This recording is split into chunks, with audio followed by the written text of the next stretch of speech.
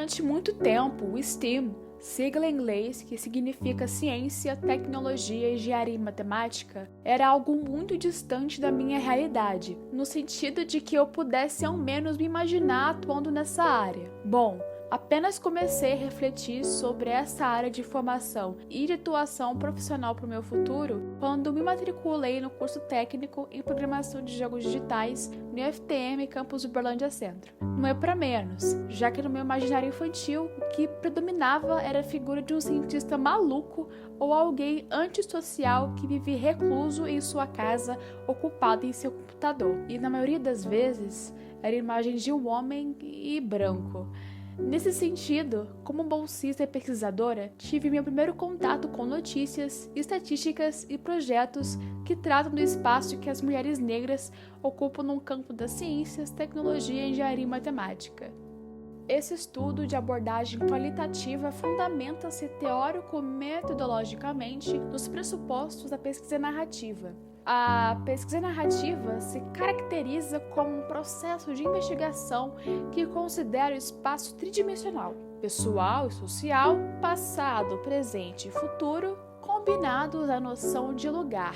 Candine e Connelly esclarecem que os estudos narrativos, abre aspas, têm dimensões e abordam assuntos temporais, focam no pessoal e no social em um balanço adequado para a investigação, e ocorrem em lugares específicos ou sequências de lugares, fecha aspas. No processo de produção dos textos de campo, devem ser usados como instrumentos de pesquisa as minhas narrativas pessoais e fotos do meu arquivo pessoal. Para analisar narrativamente os textos de campo, devemos usar como fundamentação da composição de sentidos os princípios sugeridos por Ely, Vince, Downing e Anzum.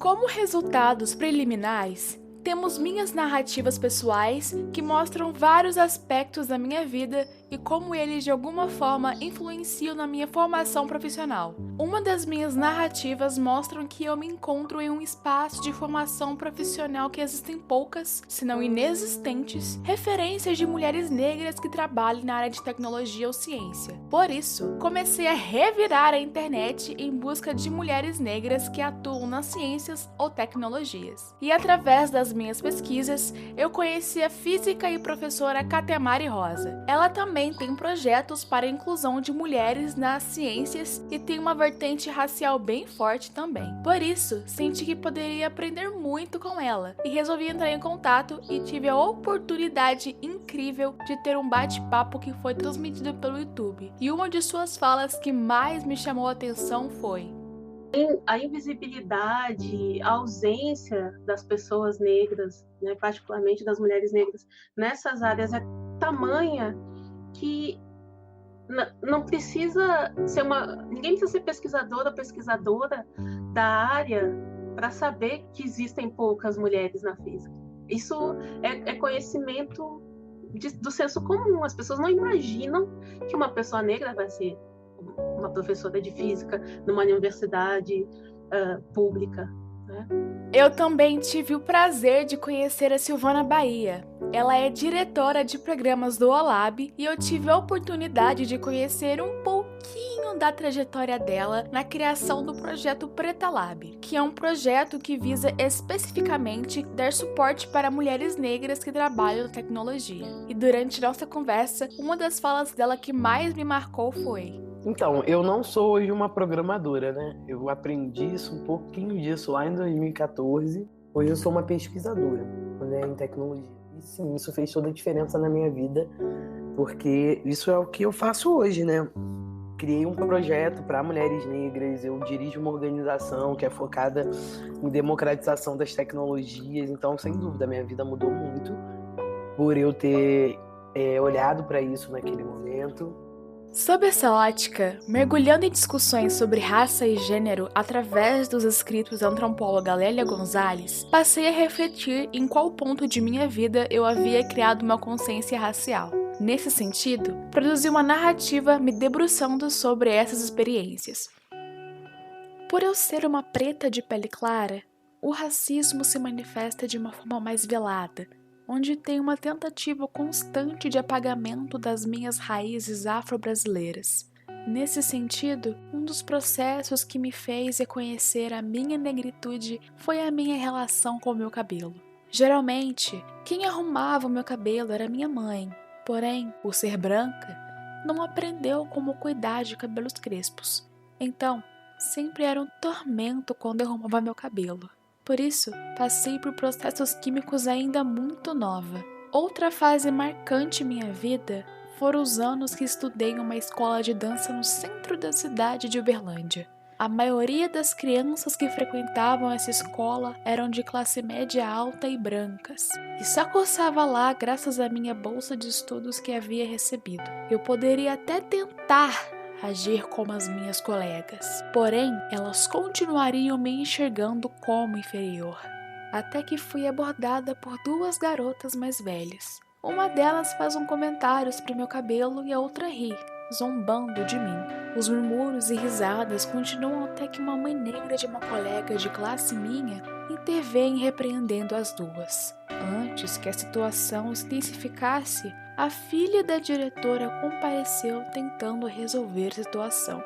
Mas pelo que me lembre, nenhuma punição foi dada às garotas além de uma advertência oral.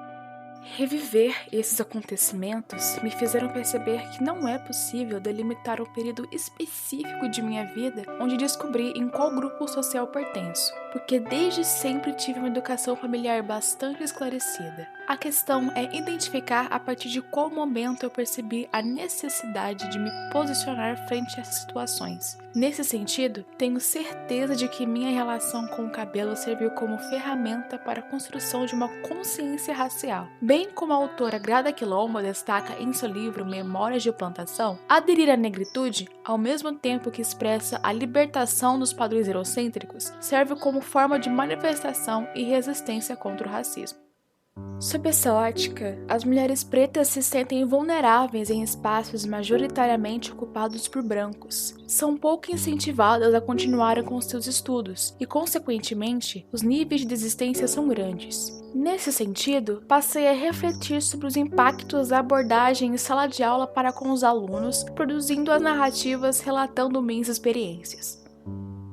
Neste mês foi apresentada ao efeito Pigmalion, um fenômeno em que a performance é proporcional às expectativas depositadas sobre alguém. Sob essa ótica, essa teoria pode ser claramente percebida no ambiente escolar, onde o professor deve deixar o aluno confortável e confiante em relação à sua capacidade de aprender algo, logo resultando em um bom rendimento dos estudantes. Ampliando para o contexto de curso técnico, isso se torna mais importante, pois as garotas precisam de mais incentivos em relação aos garotos, tendo em vista a construção social que implanta no inconsciente a ideia de que garotas não pertencem a áreas relacionadas ao STEM.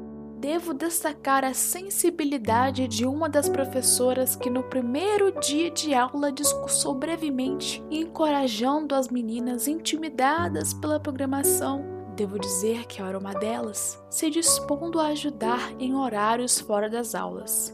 E esta paciência me fez cogitar cursar na Faculdade de Ciências da Computação, um curso que anos atrás estaria fora do meu radar. A partir de minhas narrativas sobre educação e a importância de um ambiente escolar propício para o desenvolvimento profissional de garotas, mergulhei nas reflexões do livro Women and Gaming the Sims in 21st Century Learning. Esse livro fala como os jogos podem contribuir para o sistema educacional e a inclusão de mulheres nas tecnologias.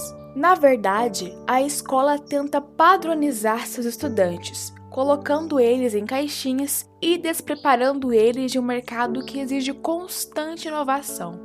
Em trechos do livro, os autores ressaltam que essa inovação é resultado apenas de muito tempo de prática e aperfeiçoamento, uma coisa que só pode ser fomentada pela persistência e paixão pelo trabalho. Logo, conclui-se que são necessários incentivos, como a organização social Tech Save Girls Club, Preta Lab, que transformam vidas de garotas.